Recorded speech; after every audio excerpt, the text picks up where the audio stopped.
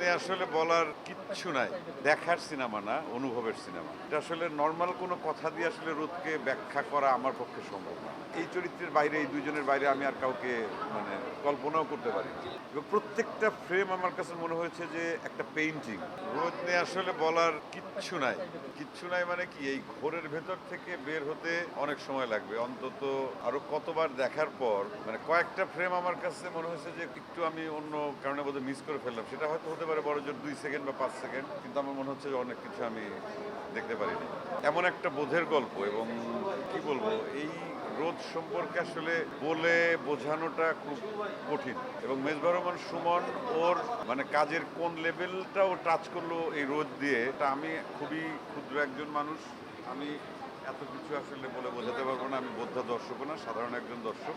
প্রত্যেকটা ফ্রেমের ইমোশনগুলো আমি ফিল করতে পারলাম, এবং সেই জায়গা থেকে মানে রোদ আসলে দেখার সিনেমা না, অনুভবের সিনেমা। এবং যারা দর্শক এসে রোদ দেখবেন, যদি ভালো লাগে এবং কোন বোধের জায়গা থেকে ভালো লাগবে, সেটা একবার রোদ দেখে আপনারা সেটা নিজেদেরকে প্রমাণ করতে পারেন। এটা আসলে নর্মাল কোনো কথা দিয়ে আসলে রোদকে ব্যাখ্যা করা আমার পক্ষে সম্ভব না। রোদের যারা পারফর্মার, স্পেশালি আমি যদি টুসি এবং নূরের কথা বলি, নূর ইমরানের কথা বলি, মানে এই অভিনয়, ওরা এই অভিনয়ের লেভেল, ওরা আবার ওদের সৌভাগ্য বা ভবিষ্যতে কবে ওদের কপালে আসবে, ভাগ্যে জুটবে এই ধরনের চরিত্র, এই ধরনের গল্প অভিনয়ের এবং এই ধরনের ক্যারেক্টারাইজেশন এবং চরিত্রের ভেতর বসবাস করা এবং ফিল দেওয়া, দর্শককে বিশ্বাস করানো। মানে আমি একটা ছবি শেষ করার পর মানে আমি টোটালি আমার মনে হচ্ছে এই ঘোরটা কয়দিন ধরে কাটবে। নূর ইমরান এবং সে টুসি আমার খুবই কাছের, আমরা একসাথে সহশিল্পী হিসেবে কাজ করেছি, ওদের সঙ্গে অন্তত মাসে 2, 4, 10 বার দেখা হয়। কিন্তু আমি এখন আমি চাই না যে ওদেরকে আসলে সামনাসামনি খুব বেশি দেখতে,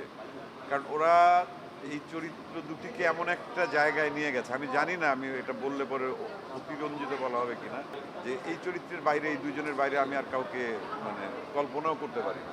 এবং এত পারফেকশন, এমন একটা লেভেল, মানে এটা ওরা অভিনয় করেছে না কি করেছে, আমি তো বহু বছর ধরে অভিনয় করি, মানে আনবিলিভেবল। এটা নিশ্চয়ই সুমন করিয়েছে, মেজবাহ রহমান সুমনের যে মেধা।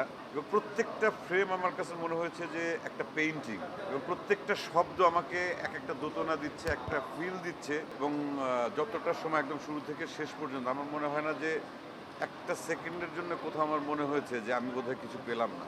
এবং পুরোটা আরও কতবার দেখলে পরে আমার আরও কত ভালো লাগা কাজ করবে, আমি সেই আশাটা ব্যক্ত করছি। এবং সুমনকে বলবো যে আমাকে একটা কপি অন্তত দিয়ে দেয়, আমি ভাই এটা দেখতে থাকি। আমার ও মানে আমি এটা বলতে পারবো না।